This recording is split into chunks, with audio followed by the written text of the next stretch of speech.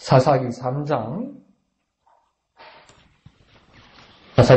1절에서 11절까지입니다.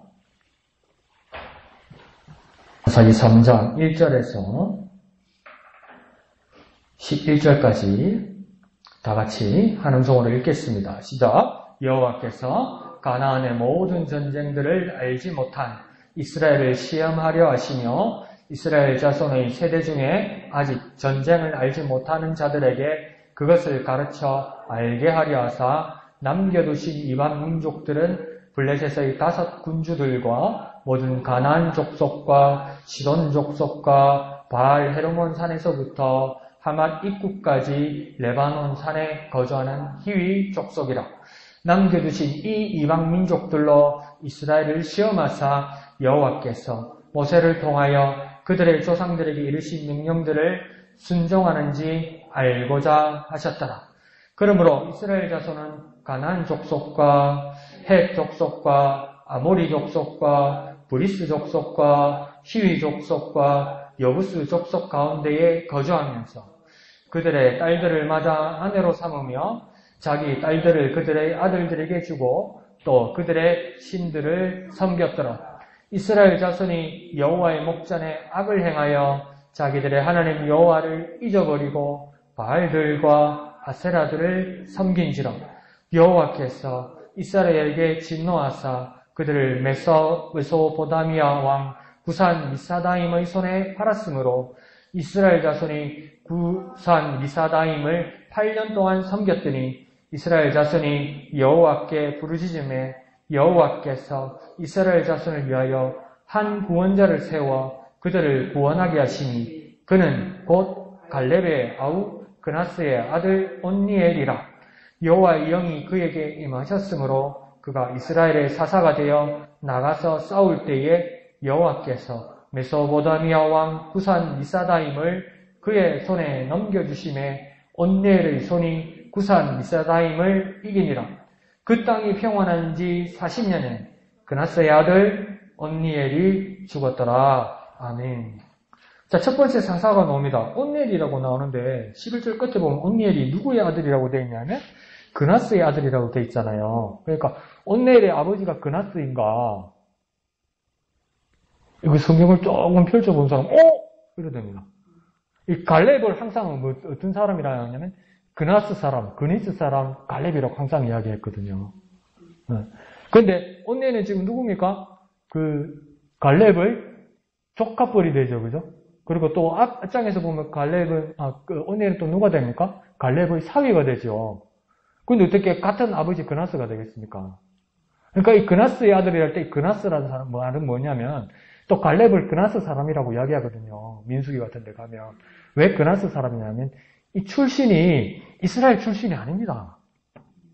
근데 그러면 목사님 이야기가 다른데 왜요? 12정탐꾼을 모세가 보낼 때 가나안 땅에 보낼 때 에브라임 지파 대표는 여호수아였고 유다 지파 대표는 누구였습니까? 갈렙이었어요. 그러니까 이 갈렙은 뭐냐면 그나스 족속 사람이었는데 이민을 왔어요. 근데 그러니까 유다 지파로 복속된 거예요. 편입돼서 들어온 거예요. 근데 그러니까 완전한 이스라엘 사람, 유다 사람이 되어서 그러니까 이 이제 족장도 되고 나머지 2명밖에 안 들어가는 약속의 땅에 들어갈 때 여호수아와 같은 지도자가 되기까지 했던 것이죠. 그러니까 혈통을 말하는 것 있잖아요. 그게 집안 가문을 말하는 게 우리나라 사람이 말하는 거하고 좀 다릅니다. 우리는 뭡니까? 어느 집안 사람, 어느 왕족, 양반 이러잖아요. 근데 지금도 이스라엘, 세계 전체에 퍼져 있는 유대인들을 보면, 유대인이라고 해서 이렇게 모여있는 사람들 보면, 백인같이 생긴 사람도 있고, 중동 사람같이 생긴 사람도 있고, 아시아 사람도 있고, 심지어 아프리카의 흑인인데도 그 유대인들이 있습니다. 이게 뭐냐면, 이스라엘 사람이라는 거, 어느 가문의 사람이라는 게 혈통이 그렇게 중요하지 않게 됩니다. 그러니까 마태복음에서도 예수님의 그 계보가, 아브라함부터 계보가 나올 때 보면, 이방 사람들 많이 섞이고, 죄송합니다. 며느리하고 시아버지 사이에서도 나오고 막 이러잖아요. 그럼 이방 여자에서도 나오고. 그러니까 이게 혈통, 순수 혈통, 이게 중요한 게. 그리고 우리 진짜 우리나라 사람도 좀 정직해집시다. 뭐 자꾸 자기 집안이 왕족이라고 그러고 양반이라고 그러는데, 에이, 그 어떻게 알아요? 뭐 할아버지 만나봤어요? 그래도 우리는 진짜 믿어. 조선시대 살아봤어요. 삼국시대 살아봤어요. 세도 정치가 끝나고, 안동김씨 세도 정치를 하면서 조선시대 순종, 순조, 헌종, 철종, 이 시대가 가면 왕은 거의 명목이 유지가 안 됩니다. 그리고 뭐냐면, 나중에 철종까지인가 헌종부터인가 가면은 양반이 80%, 90%고요. 양민이 10%밖에 안 됩니다. 그러면 양반 집안이 무슨 살이 하고, 농사는 누구 진고요? 그러니까 돈 주고 산 거예요, 전부. 나도 돈 주고 산 것 같다, 우리 집안 보면. 어떻게 알아요? 목사님 집은 돈 주고 샀는 거 우리 집은 아니고, 살아봤어요? 중요하지 않아요. 그리고 지금 민주주의 사회잖아요. 근데 우리는 이씨라서, 전주이씨라서 왕족이고, 누구는 장군 집안 살아봤어요? 그럼 민주사회의 왕족이라는 것은 뭡니까? 타도 대상입니다. 귀족이라는 게 타도 대상입니다. 그러니까 왕자, 공주, 이런 거 하지 마세요. 여기서도 뭡니까? 지금 온니엘이라는 사람이 그나스의 아들이라는 건 아버지가 그나스라는 것이 아니고, 원래 이방민족 그나스 사람이었는데, 이 땅으로 와서 하나님의 은혜를 입어서 우리 조상들이, 그러니까 유다 집안 사람이 되었다는 겁니다. 뭐까지 되었습니까? 갈렙은 두명 투탑의 지도자가 되고, 온니엘은 지금 뭡니까? 사사가 되는 겁니다. 그러니까 하나님 앞에서 하나님 은혜 받고 하나님 편에 서는 게 중요한 거예요. 하나님의 자녀는 뭡니까? 여러분 피금사에 보니까 예수님하고 혈액형 같던가요? 예수님 형이 무슨 형인데요? 모르잖아요. 근데 예수님을 하나님 우리 아버지라고 하고 어떤 사람은 예수님을 형님이라고 그러고 큰 형님이라고 쌓고 그러고 나니까 교회 이름이 큰 형님 교회 쌓고 그게 무슨 의미가 있어요? 뭐 때문에 우리가 하나님의 자녀가 되었습니까? 예수를 내 구주로 부르게 되었습니까? 하나님의 은혜입니다. 하나님 은혜 때문에 그렇게 된 거예요. 그래서 진짜 정말 그리스도인이면, 정말 예수의 사람이면, 정말 하나님의 자녀이면 우리가 다 형제 자매라고 이야기하잖아요. 계급 없어야 되고요. 차별 없어야 되고 구별 없어야 되고 남 무시하는 거 없어야 돼요. 진짜 우리 형제 자매가 돼야 돼요. 그런 모습이 지금 나는 겁니다. 그래서 그나스의 아들은 그나스 집안 사람이다. 이렇게 생각하시면 됩니다. 근데 이 사람들이 유다 지파 사람이 된 것이다.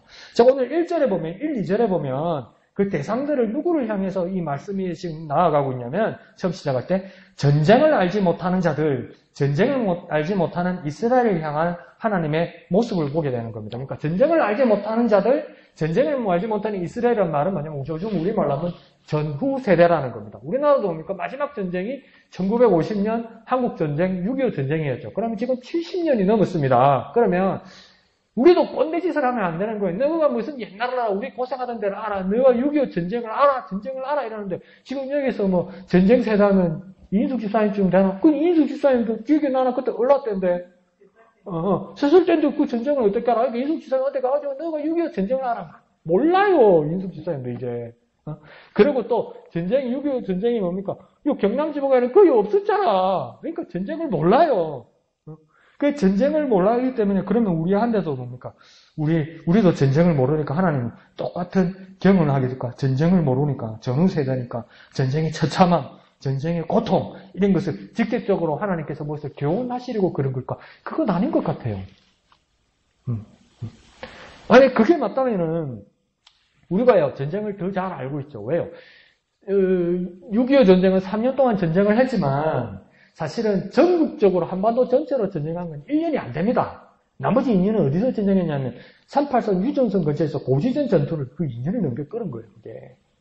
그러니까 나머지 사람들은 그때 다 시집가고 장가가고 집에 집안 잔치하고 애 낳고 다 살았어요. 그러니까 전쟁을 몰라요. 그런데 지금 우리는 뭡니까?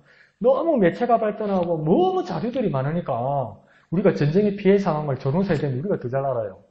그리고 막 영상 매체가 너무 많아가지고 야 저기 내한테 실제가 되면 큰일 나겠다. 전쟁을 두려워하는 건 더 전후 세대 같아요. 그러면 하나님께서 전쟁을 알지 못하는 세대에게 전쟁을 두려움을 주려고 하시는 것 같지는 않습니다. 그리고 지금 이스라엘에게도 그렇게 말하는 것 같지는 않습니다. 이스라엘 사람들도 왜 전후 세대가 되냐면 크게 선을 그으면 모세 세대를 1세대라고 말하고 여호수아 다음 세대를 2세대라고 말할 수도 있는데 또 잘게 잘라보면 모세, 그러니까 아예 가나안 땅에 들어오지 못한 1세대, 그 다음 여호수아는 이 가나안 땅에 들어서 이스라엘 백성들이 이끌고 뭡니까?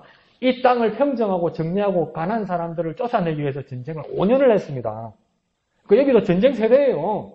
여호수아가 가나안 땅에 들어와서도 그 5년 동안 전쟁이 끝난 다음 세대를 말하는 겁니다. 그러니까 제3세대라고 말할 수 있는 거죠. 모세 1세대, 여호수아 2세대, 그 다음 이 전쟁을 알지 못하는 여호수아 다음에 3세대 사람일 수도 있습니다.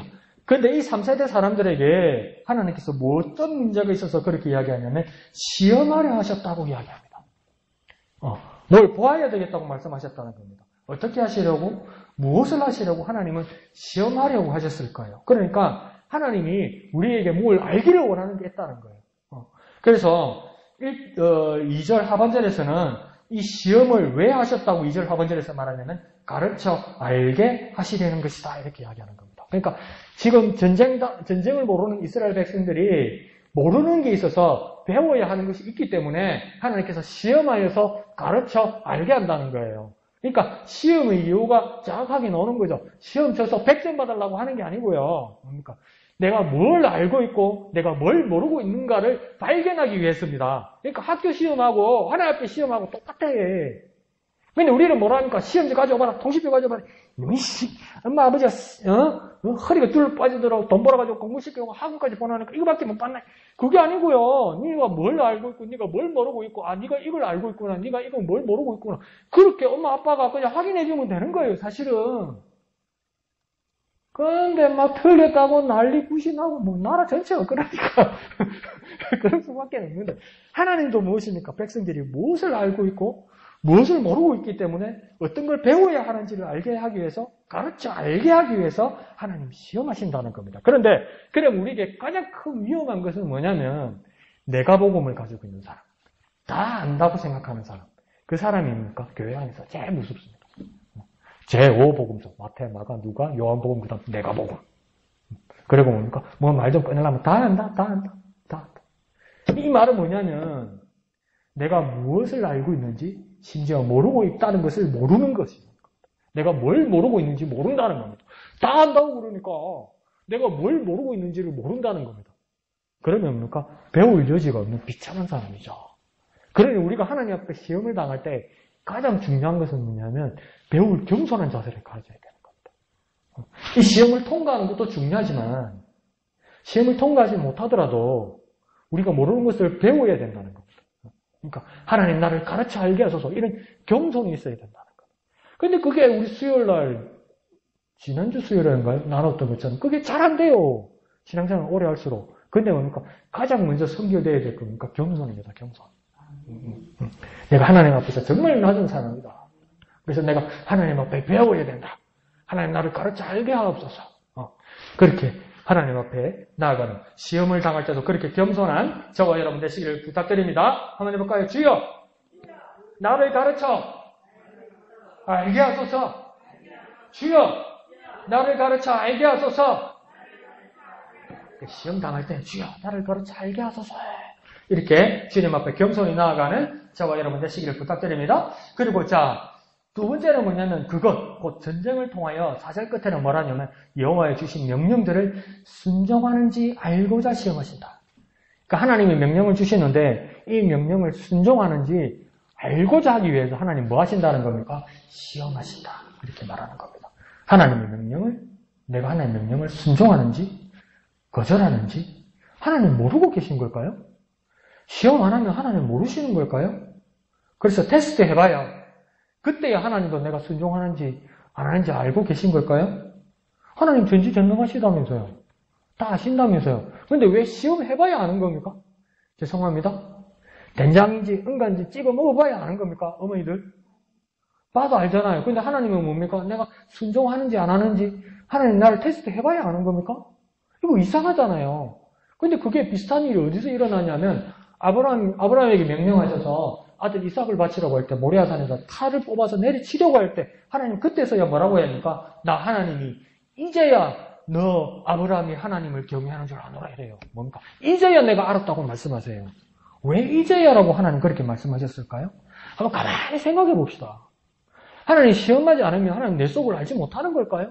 내가 하나님을 순종하는지 안 하는지 모르는 걸까요? 여러분도 자녀들 키우다 보면 지금 쏙이 있을까? 시커먼 쏙이 보일 때가 있잖아요, 애들. 그죠? 우리 엄마 내한테 쏙 내려주면 쏙으로 이놈의 자식아. 엄마 다 안다. 그럴 때 있잖아요. 근데 하나님이 그것보다 못하실까요? 근데 왜 하나님이 우리가 순종하는지 안 하는지 그것을 보기 위해서 시험한다고 그럴까요? 여러분 자녀를 키울 때도 한번 가만히 생각해 보세요. 어떤 날은 보면 엄마 문제집 사야 돼. 그래서 5,000원, 만원 받아갔어요. 문제집 보여줘. 이거 알고 보니까 친구한테 빌려온 거예요. 그래가지고 또 그 다음에 새 문제집 산대. 그거 보면 그냥 책거부를 벗겨가지고 또 가져오고 2만원 받아고 지금 뒤에는 하나도 없어. 근데 엄마가 모를까요? 엄마가 모를 때도 있지만 알 때도 있어요. 근데 그냥 묵인할 때도 있어요. 그 다음에 단계를 위해서. 그와 마찬가지로 이 시험의 현장에는 하나님만 계신 것이 아니라 당사자인 백성 우리가 같이 있는 겁니다. 다시 말하면 전지전능하신 하나님이지만 시험의 대상자인 우리가 같이 확인하는 현장이 있다는 것을 하나님 보여주기를 원한다는 겁니다. 그러니까 이거 확인하는 자는 사실은 누구입니까? 우리 자신입니다. 자신. 시험하는 우리 자신. 확인하는 현장에 우리가 같이 있어서 우리 자신을 알게 되는 겁니다. 우리가 시험받지 않으면요. 하나님 앞에 서 있지 않으면요. 내가 어떤 사람인지 내가 어떤 상태인지를 잘 몰라요. 에이 목사님 내 속은 내가 아는데요. 그래서 뭐랍니까? 옛날에 우리 엄마 아버지 제일 많이 한 거. 엄마 어디 아픈가 아이가? 아버지 어디 아픈가 아이가? 아버지 병원 가. 내 몸은 내가 안다. 그래 고집해하다가 나중에 뭡니까? 호미로 막을 거 가래로도 못 막는 상황이 오잖아요. 그러니까 병원에 가서 검사를 해봐야 하는 거예요. 의사도 눈으로 보면 몰라요. 그러니까 작은 동네 병원보다 큰 병원이 실력이 좋은 게 아니고요. 가만히 생각해 보세요. 작은 병원이 동네 병원보다 실력이 없는 게 아니고요. 검사하는 기계가 없잖아. 그 차이에요, 그 차이. 근데 오늘 여기서 보면 그러니까 검사 받기 전에는 내가 내 몸을 모르잖아요. 그러니까 하나님께서 우리를 시험하셔서 순종하는 거 안 하는 거를 하나님 보시기 원한다는 겁니까? 시험 당하는 내가 확인하기를 원한다는 겁니다. 정말 내가 하나님을 사랑하는지, 내가 정말 굳건한 믿음을 가지고 있는지 여러분 자신을 알 수 있습니까? 그러고 싶은 열망은 있어도 정확하게 내가 변하지 않는다는 것을 나는 알지 못해요. 그래서 그 현장에 하나님은 뭡니까? 나를 이끄시고 그것을 확인하게 하시는 겁니다. 그러니까 시험의 현장에 뭡니까? 하나님께서 나를 이끄셔서 확인하는 겁니다. 그래서 하나님께서 그 확인하는 현장에 나와 함께 계신 겁니다. 그러니까 이 시험의 순간이 뭡니까? 은혜로운 거죠. 은혜로운 거죠. 그리고 결코 설사 이 시험에 순종하지 못하는 걸로 확인되더라도 뭡니까? 하나님 거기에 계셔서 하나님 나를 만져주시고 나를 이끄실 거라는 겁니다. 하나님 그걸 통해서 나를 형벌하시는 거 있잖아요. 그러니까 그것을 고치실 거라는 겁니다. 그러니까 시험의 현장에 가는 것도 뭡니까? 은혜지요. 그러면 우리는 어떻게 기도해야 될까요? 주여 시험의 현장에 나와 함께 하소서. 그러니까 이게 정말 중요한 거죠. 시험 당할 때 우리가 시험에 깊이 빠지면 같이 계신 하나님을 못 알아보는 거. 내가 아플 때 어디 계셨습니까? 내가 시험 당할 때 어디 계셨습니까? 우리 주일학교 때 그림 같은 거, 엽서 같은 거 많이 받았잖아요. 영화 그죠? 발자국. 영화 기억나죠? 그죠? 하나님 항상 나와 같이 가서 발자국, 하나님 발자국 둘, 내 발자국 둘, 내 발자국에다가 내가 시험 당하고 괴로울 때 보니까 발자국이 두 글밖에 없어. 그러니까 성질을 부르륵 지 발자국인 줄 알고 그죠? 하나님.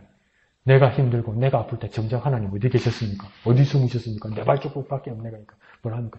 야, 이 신발 사이즈가 다르잖아요. 누구 발이고 봐라. 네 발이가 내 발이지. 그럼 내 발은 야, 내가 입었던 것도 기억이 안 나나? 힘들었던가 봐요. 정신이 없었던가 봐요. 그 하나님 발이었잖아요. 하나님 나를 얻고 가셨잖아요. 근데 그게 내가 느끼지도 않는 거지. 근데 그 시험의 현장에 하나님 나와 함께 계십니다. 근데 우리가 착각하다 보면 내가 정말 힘들 때 하나님 어디 계셨습니까? 원망하고 싶을 때가 많아요. 그죠? 그 내가 착각할 때. 그게 내 발이라고 생각하는 거예요. 하나님 발자국인데. 정말 힘들 때 그 두 발자국은 하나님 발자국입니다. 한번 해볼까요? 정말 힘들 때 그 발자국은 하나님 발자국이다. 내 거 아니다. 사이즈 잘 봐라.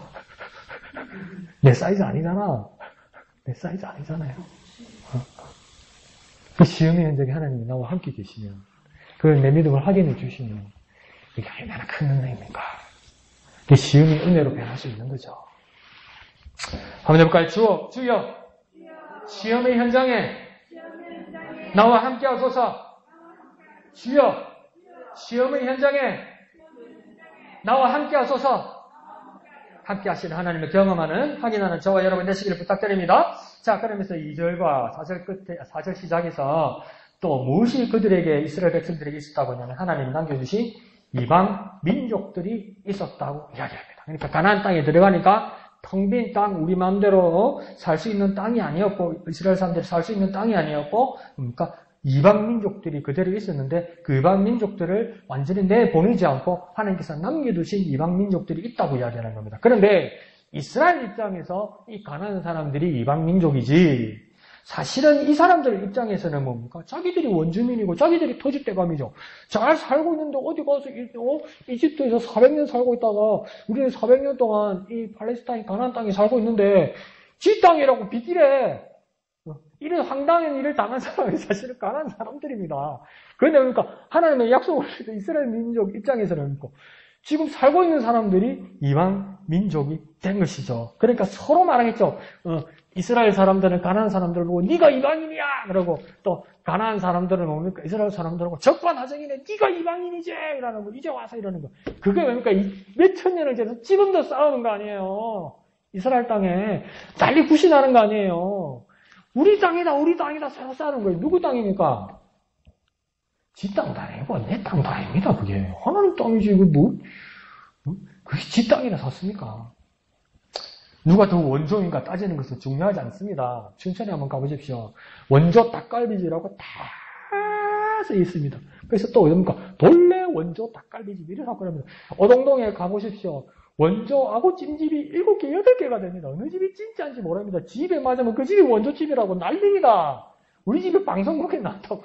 방송국이 우리 집이 원조집인지 어떻게 알아요? 섭외가 됐으니까. 그 집 찍었겠지. 사전 붙여놓고 우리 집이 원조집이라고 난립니다.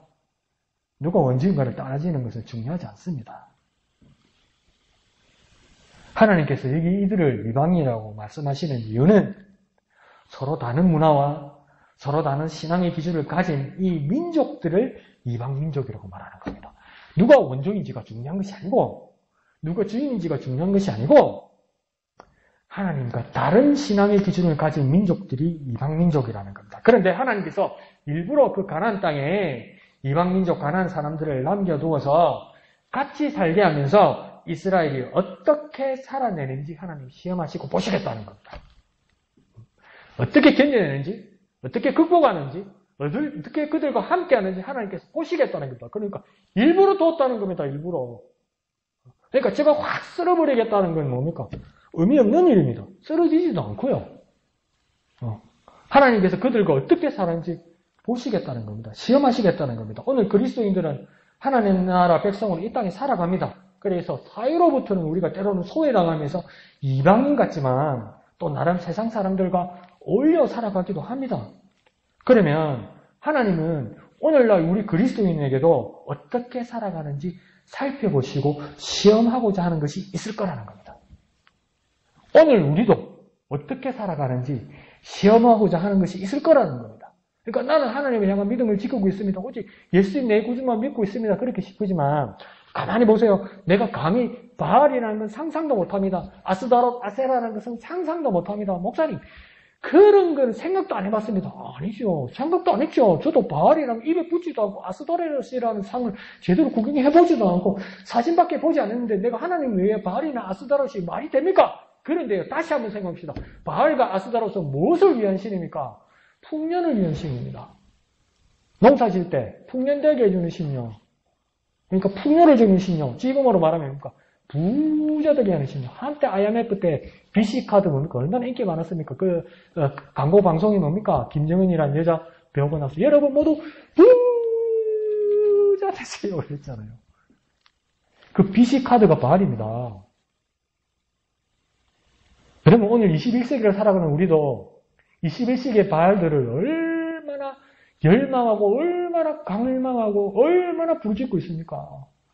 그 갈멜산에서 엘리야가 바알 아세라의 신들과 싸울 때 아세라의 선지자들이 나중에 뭐라 합니까? 자기 몸을 찢으면서 칼로 그리면서 뭐라 합니까? 바알이여 내게 응답하소서 이러잖아요. 우리가 하나님을 앞에다 세워놓고 뭐라 하냐면 하나님 풍요 하나님 돈 하나님 밥 하나님 쌀 그게 뭡니까? 하나님 세워놓고 바알을 부르는 거라는 거죠. 어떻게 살아가는지 하나님 보시겠다는 겁니다. 네. 이걸로 거기다 두고 정말 하나님의 자녀들이 어떻게 살아가는지 보고 자신다는 겁니다. 그런데 6절에 뭡니까? 이스라엘 백성들이 이 시험에서 문제가 생긴 겁니다. 가나안 이방 사람들의 딸들을 아내로 삼고 그 다음 또 뭡니까? 이스라엘 딸들을 그들 이방인의 아들에게 주었다 이렇게 말합니다. 그러니까 뭡니까? 상호 교통하고 또 결혼관계를 맺었다는 겁니다. 근데 가만히 생각해보면 오늘 우리도 생각하면 이야 서로 사랑한다는데 좋아 죽겠다는데 누가 말릴 수 있습니까? 우리 자녀들이 좋다는데 서로 사랑한다는데 인사하러 왔는데 어떻게 안 된다고 말할 수 있냐는 겁니다.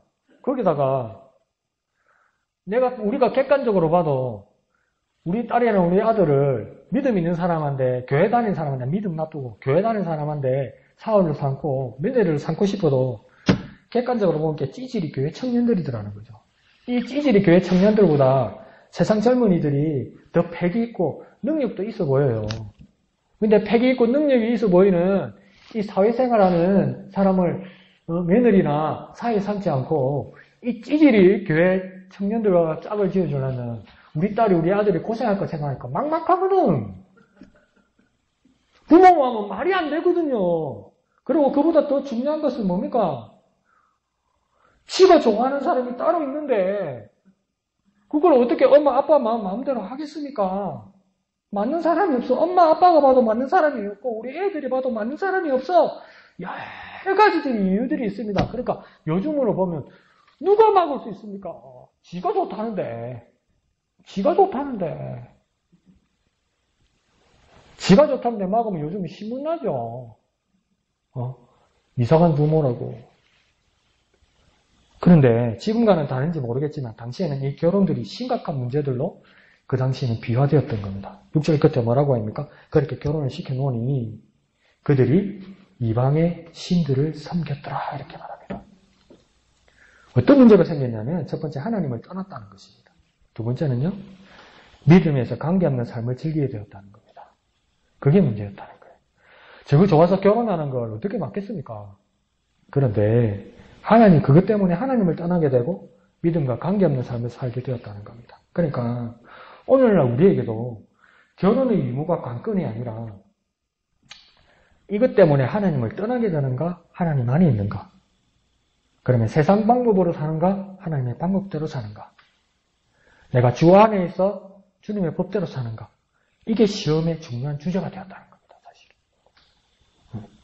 그런데 이것을 결혼 문제뿐만 아니라 나아가서 내 자신에게 적용시켜 본다면 내가 교인으로 소속되어 있어도 전혀 믿음과 관계없는 세상 방식대로 살아내고 있는가? 내 혼자만 봐도 이제 우리 자녀들의 결혼 문제뿐만 아니라 내 혼자 내 자신을 말씀의 꼴로 바라볼 때 내가 비록 교인이지만 내가 살아가는 방식이 하나님의 자녀로서 살아가고 있는가? 세상 방식으로 살아가고 있냐?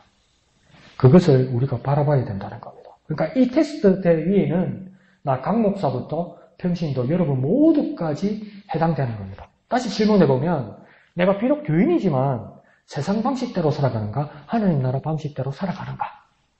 이걸 하나님 시험해보겠다는 겁니다. 여러분 물어보면 여러분 당당하게 대답할 겁니다. 하나님 나라 방식대로 이럴 겁니다.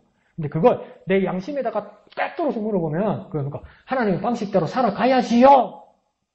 그러면 내 안에 있는 성령이 말합니까? 그런데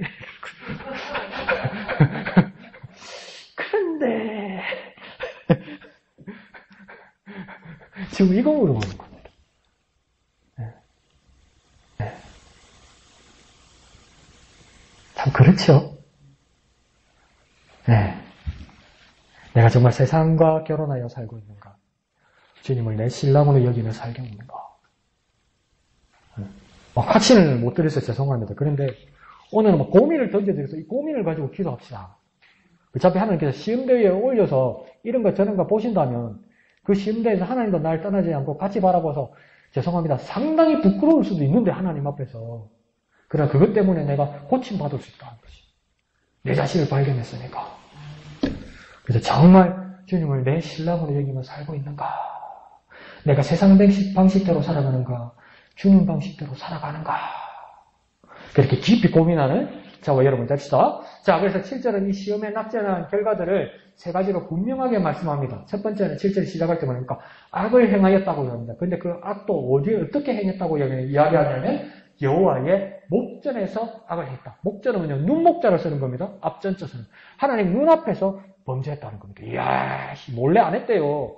하나님 보는 데서 그 애들, 애먹이는 거 있잖아요. 엄마, 아빠 보라고 막 몰래 사고 치는 거예요. 엄마, 아빠 보라고 막 사고 치고 막 물건 집에 던지고 이런 거 있죠. 뭐 진짜 못된 것들. 봐라고 애먹이는 것들 있죠. 하나님께 그랬다는 거예요. 여호와의 목전에서 했다는 거예요. 그런데 그 해설을 내가 들었는데 뭐냐면 이 사사기 해설을 들었는데 여호와의 목전에서 악을 행했다는 거, 하나님 눈앞에서 악을 행했다는 말과 똑같은 말이 뭐냐면요. 이 사사기에 자주 나오는 말, 내 소견대로. 소견대로. 소견은 무슨 말인지 알겠죠? 내 뜻대로. 그러니까 내 뜻대로 하는 거하고요. 하나님 목전에서 악을 행하는 거하고요. 똑같은 단어입니다. 그러니까 내가 알아서 내 뜻대로 내 소신대로 내 믿음을 지키는 방법이 잘못되면 뭡니까? 그게 하나님의 목전에서 하나님 눈앞에서 하나님 앞에서 죄를 행하는 거하고 똑같다고요. 네. 그러면 애시당초 이 사람은 하나님이 없다고 믿는 사람일까 아닐까요? 아니면 내가 이렇게까지 변질된 걸까요? 사람이 변한다면 정말 무섭게 변하는군요. 안 그러면 내가 이전부터 그런 사람이었다는 걸 몰랐다는 것도 정말 내가 정말 무지한 사람이군요. 이걸 겸손하게 하나님 앞에 깨달아야 되는 거죠. 두 번째 문제는 뭐냐면 뭐라고 이야기하냐면 자기들 곧 우리의 하나님 여호와를 잊어버렸다 이야기합니다. 하나님을 잊어버리는 것은 큰 죄이고 시험에서 실패하는 것이고 제일 큰 저주입니다. 하나님을 잊어버리는 것 정말 비참한 겁니다. 이거 잊으면 안 됩니다. 하나님 잊어버리는 거. 저 수요일날 숙제 내드렸죠. 두 단어 어디 써라 근데 뭐 써라 했던 거 기억납니까? 뭐 기억 안 나죠? 성령하고 두 번째는 뭐였습니까? 사랑이었어요. 적을 생각도 없었죠. 집에 가다가 집에 가는 길에 까먹었죠. 그 내가 뭐라고 예언했어요, 수요일날. 내가 그것조차 기억하지 못하는 걸 보고 내 자신에서 깜짝 놀랄 거라고 했죠. 우리가 그래요, 우리가. 범죄의 가장 큰 문제 중에 두 번째 문제는 지금 뭐였냐면 하나님을 잊어버리는 거예요. 근데 잊어버리는 것조차 잊어버리는 거예요. 그럼 우리는 뭘 기도해야 됩니까? 우리 잊어버리는 것에 대해서 고민하며 기도하면서 하나님을 기억나게 하여 주시옵소서. 이렇게 기도하는 방법밖에 없어요. 문제에 직면해서 그러는 방법밖에 없어요. 그리고 세 번째는 어떤 문제를 저질렀다고 해야 합니까? 바알과 아세라를 섬겼다고 하는데 잘 보십시오. 바알들과 아세라들을 섬겼다고 이야기합니다. 여러 바알들이 있었고 여러 아세라들이 있었다는 겁니다.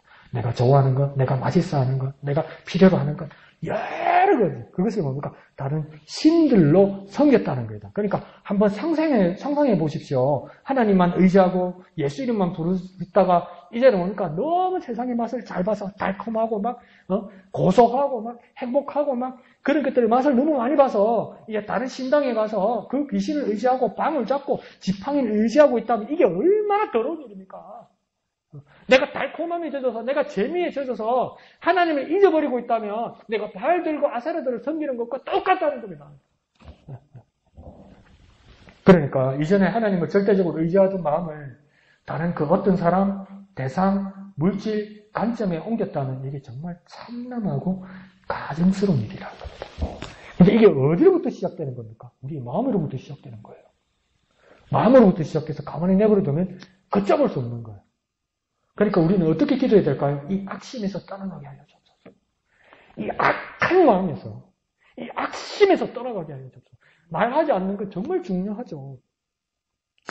근데 내 주위의 사람들도 아무리 달래도 안 되는 경우가 있더라고요. 한숨 쉬지 마라. 죽겠다 소리 하지 마라. 못 살겠다 소리 하지 마라. 그러면 이래놓고 또 한숨 쉬고 아이고 죽겠다. 아이고 힘들다. 아이고 죽을 뻔했다. 계속 이야기하더라고요. 왜 안 될까? 입만 닫아가지고 되는 게 아니에요. 가만히 보니까. 내 마음에 이제 불이 박혀 있는데 내 마음은 입으로는 한 번 말해도 내 마음에서는 수백 번, 수천 번 말하고 있는데 인정하고 있는데 그러니까 이 악한 마음에서 떠나야 되는 거예요. 이 악한 마음에서 떠나서 하나님께로 돌아가야 되는 거예요. 그러니까 하나님의 시험은 맛 좀 봐라 이거 정도가 아니라 하나님의 시험은 뭡니까? 우리를 고치시기 위해서 우리의 가장 깊은 것을 지금 밝히신다는 거예요. 그러니까 시험이 뭡니까? 정말 아프고 힘든 거지만 우리가 받아내어서 우리가 변화되어야 될 것들이라는 거죠. 수술이라는 건 얼마나 끔찍한 겁니까? 그래서 어른들은 그렇게 말하지 않습니까? 전신마취해서 막 개복 수술을 하거나 이러면 그게 죽었다가 다시 살아난 거라고. 그만큼 끔찍한 거 아닙니까? 그런데 그거 죽으라고 하는 게 수술입니까? 아니요. 살라고 하는 거잖아요. 그러니까 하나님도 우리 시험할 때 우리가 아파서 막 죽을 것 같지만 뭡니까? 하나님 우리를 살리시기 위해서 하는 거라는 거예요. 그러니까 우리 마음에서 지금 뭘 깨닫게 되니까 악심에서 떠나가게 해줬어. 악심이 내 마음에 악이 깊이 뿌리 박혀 있으면 이거 뜯어내는데 얼마나 아프겠습니까? 근데 이거 그대로 있으면 안 되잖아요. 그러니까 이 악심에서 떠나가게 하여 주옵소서. 이 악심에서 떠나서 하나님께로 돌아가게 하여 주시옵소서. 그렇게 간절히 기도하는 저와 여러분 되시기를 부탁드립니다. 한번 해볼까요? 이 악심에서 떠나가게 하소서. 이 악심에서 하나님께 돌아가게 하소서. 악심에서 떠나고 이 악심에서 하나님께로 돌아가는 저와 여러분 되시기를 부탁드립니다. 여기서 8절의 본문에서 이렇게 타락한 이스라엘을 하나님이 뭡니까? 메소포타미아 왕 구산 미사다임의 손에 8년 동안 팔아서 섬기게 하셨다고 이야기합니다. 근데 9절에 보면 이 전형적인 사사기의 전형적인 패턴이 나오는데요. 하나님께 부르짖어서 기도하면 하나님께서 구원자 사사를 보내주셔서 건져주십니다. 근데 이게 우리 인생의 아이러니입니다. 가만히 이상한 우리 사이클을 보십시오. 하나님이 주신 평안, 그것을 잠시 찰나에 우리가 감사합니다. 그것을 감사하고 나면 이것이 두 번째는 행복에 겨워서 하나님을 잊어버리고 하나님을 잊어버린다면 어떻게 됩니까? 타락하게 됩니다. 그래 타락하게 되면 또 고통받게 되면 뭡니까? 다시 세 번째 하나님께 도움을 구하고 기도합니다. 살아납니다. 그런데 이게 뭡니까? 계속 뺑뺑 돕니다. 계속 서사기 보면 계속 뺑뺑 도는데 이것들 구제 못 받을 인간이네 싶은데 우리가 다 그러고 있잖아요. 그래서 하나님 주신 거 가지고 막 기뻐하고 감사합니다 이래놓고 그게 행복에 겨워서 하나님 잊어버려. 하나님 잊어버리고 어떻게 됩니까? 타락하면 힘들면 뭡니까? 또 기도해. 기도하면 하나님 도와줘. 하나님 도와줘. 구원받으면 또 뭡니까? 사탕 먹고 좋아가지고 또 잊어버려. 계속 이런다는 겁니다. 그런데 가만히 이 단계들을 생각해 보십시오. 그러면 가장 은혜로웠던 적은 어디일까요? 하나님 주신 행복을 누릴 때가 가장 은혜로운 때일까요? 그럴 수도 있는데 사람이요 평안하고 행복한 가운데 하나님께 가까이 하고 기도를 깊이 해서 들어가는 경우가 거의 없어요. 가만히 생각해 보세요. 내가 행복하고 내가 편안하고 내가 내 삶에서 만족을 느낄 때 그것 때문에 하나님 앞에 깊이 기도한 적 솔직히 있으면 손 한번 들어봐요. 없어요. 그거 누린다고 그거 만족함을 느낀다고 하나님 앞에 가까이 가는 거는 그러니까 더욱 멀어져요. 그런데 그러니까 하나님께 더욱 가까이 있었던 적은 언제입니까? 내가 고난받고 내가 고통받고 내가 답답할 때 뭡니까? 내가 더욱 기도하더라는 거죠. 그때 하나님과 더 가까이 있었어요. 그러면 자, 두 번째 질문. 자, 그러면 여러분은 어떻게 살고 싶습니까? 기도는 좀 적어도 기도는 안 해도 평안하게 살고 싶다. 1번 그렇게 고통스러워도 그렇게 고난 가운데 있어도 정말 더 기도하며 살고 싶다. 2번 뭡니까? 해야 되는 건 2번이죠. 근데 하고 싶은 건 1번이죠. 정확하게 찍었죠. 왜 정확하게 찍겠습니까? 나도 그렇거든. 그래서 어떤 사람들은 그렇게 말합니다. 목사님 평안한 가운데 막 기도하면서 살면 되잖아요. 행복하면서 하나님께 감사하면서 기도하면서 살면 되잖아요. 근데 이거 거의 안 된다니까요. 여러분 살아왔던 삶을 한번 반추해보세요. 그런 일이 거의 없다니까요. 이게 참 우리 삶의 딜레마입니다. 그러다 보니까 우리 믿음의 선배들을 가만히 보십시오. 하나님께 가까이 가기 위해서 고난을 자처합니다. 무서운 사람들이죠. 그 속에서 기도합니다. 하나님과 가까이 하기 위해서 고난의 자리로 뛰어듭니다. 불구덩이로 뛰어듭니다. 핍박의 자리로 달려갑니다. 그래서 그 자리에서 뭔가 기도합니다. 그것이 우리 믿음의 선배들의 모습이었다는 거죠. 그런데 내게 고난이 오는데 기도는커녕 하나님을 원망하는 사람이 있다. 그 사람은 뭡니까? 탈락. 고난이면 에이 하나님 차라. 그건 탈락. 우리가 고난이 올 때 하나님 앞에 더 기도할 수 있는 기회가 온다는 거예요. 하나님 주신 사랑, 하나님 주신 행복, 하나님 주신 만족 마음껏 누리십시오.